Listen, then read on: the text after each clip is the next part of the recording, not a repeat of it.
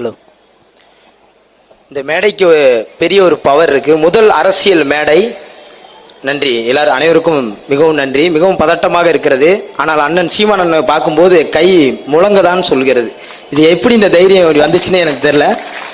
நான் ஒரு 12வது படிக்கும்போது அண்ணன் சீமான் அவர்கள் மேடையில் பேசிட்டு இருக்கும்போது ஒருத்தவங்க கேட்டாங்க, இவர் நல்ல டைரக்டர் ஆச்சு, சூப்பரா படம் எடுத்துக்கிட்டு இருந்தார், திடீர்னு அரசியல் வந்தார். அப்ப அண்ணன் வந்து சொன்னார், நான் சின்ன பையன், உனக்கு பிரச்சனை வரும்போதே மவனே நீ மேடை ஏறுவடி அப்படின்னு சொன்னாரு. இப்ப நாங்க ஆசிரியர்கள்லாம் மேடையில ஏறி எங்க பிரச்சனைன்னு வரும்போது நாங்க வந்து நிக்கிற நிலைமை வந்திருக்கு. அன்னைக்கு சொன்னார், நான் 12வது படிக்கும்போது சொன்னாரு, இன்னைக்கு பிரச்சனை வந்திருக்கு, நாங்க மேடையில வந்து நிக்கிறோம். நாங்க ஒட்டுமொத்த யூடியூபர்ஸ் எல்லாரும் வந்திருக்கோம். 20 லட்சம் மாணவ மாணவிகள் இன்னைக்கு ஒரு நாள் நிம்மதியா தூங்குவாங்க. அது இன்னைக்கு உறுதி. 20 லட்சம் பேர் யாராவது குரல் கொடுப்பாங்களா? அவங்களுக்கு யாராவது எங்களுக்கு தீர்வு கூட வேணாம், குரல் கொடுப்போம். ஆணு ஒரு வார்த்தை கத்தியா, ஆணு எங்களுக்காக ஒரு வார்த்தை கத்து யாராவது சொல்லுவாங்களா? அண்ணன் சீமான் அவர்கள் நிரூபித்து விட்டார்கள். 20 லட்சம் பேர் இன்னைக்கு நிம்மதியா ஒரு நாள் தூங்குவாங்க அப்படின்னு சொல்லி இந்த மேடைக்கு ஒரு பவர் இருக்குன்னு சொன்னேன். அவரை மாதிரியே தான் அந்த கை வருது. ரொம்ப நன்றினே. இப்ப என்ன பிரச்சனைனா, அரசாங்கத்தை இப்ப நாங்களாம் வந்து பாத்தீங்கன்னா கிளாஸ் எடுக்கிறவங்க சார். நாங்களாம் ஒரு யூடியூபர்ஸ், எல்லாரும் மாணவர்களுக்கு வகுப்பு எடுக்கிறோம்.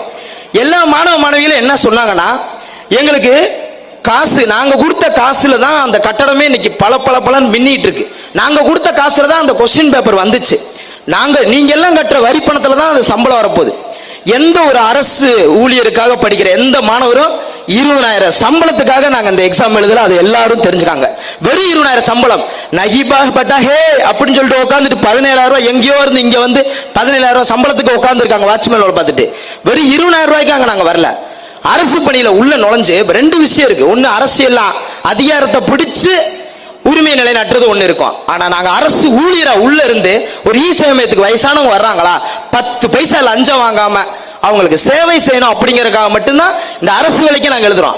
பட் எழுதும் போது என்னன்னா 600 வேக்கண்ட் ரிசல்ட் ஏதாவது சென்னையில போராடணும், பயங்கரமா கத்துறோம். உங்களுக்கு தெரியாது, சென்னையில இருந்து பெரம்பலூர் வந்துட்டோம். இனி பெரம்பலூர்ல இருந்து திண்டுக்கல் வந்துரும் நினைக்கிறோம். ரொம்ப கஷ்டப்பட்டு வாய்ஸ் கொடுத்தோம். இது கண்டிப்பா தலைமைச் செயலகத்துக்கு போகும், அரசு எங்களுக்காக ஏதாவது பண்ணுவாங்கன்னு எந்த ஒரு பதிலும் வரல. தேர்வு தாள் தான் பிரச்சனை. இந்த தேர்வு தாள் அண்ணன் சொன்ன மாதிரி தான். இப்ப ஒண்ணு இல்ல, அண்ணன் சீமான் அவர்களை கொஸ்டின் எடுக்க சொல்லி யாராவது அட்டன் பண்ண சொல்லுங்க. ஒரு கொஸ்டின் யாரும் அட்டன் பண்ண முடியாது. ஏன்னா தமிழை ஆழமாக தெரிந்தவர் அவர் எங்களுக்கு இந்த குரல் கொடுத்திருக்காரு. இந்த மேடையில நிறைய விஷயம் பேசலாம் வந்தேன், நேரம் குறைவுட்டாங்க. ஒரே ஒரு விஷயம் அண்ணனுக்கு நன்றி சொல்லிடுறோம்.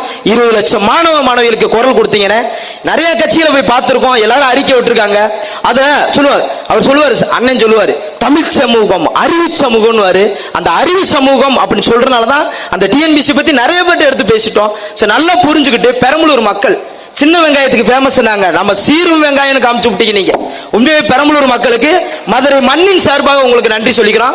உண்மை பயங்கரமான கூட்டம், இந்த மாதிரி ஏற்பாடு இந்த மாதிரி நாங்க பார்த்ததே இல்ல, முதல் முறையா பாக்குறோம். அண்ணன் அவர்களுக்கும் ஒட்டுமொத்த மக்களுக்கும் நன்றியை சொல்லிக்கிறோம். யூடியூபர்ஸ் நிறைய பேர் 47 பேர் இங்க நிக்கிறோம், பின்னாடி தான் நிக்கிறோம். அண்ணன் அவர்களுக்கு 47 சார்பாக நன்றி தெரிவிக்கிறோம். நன்றி, வணக்கம்.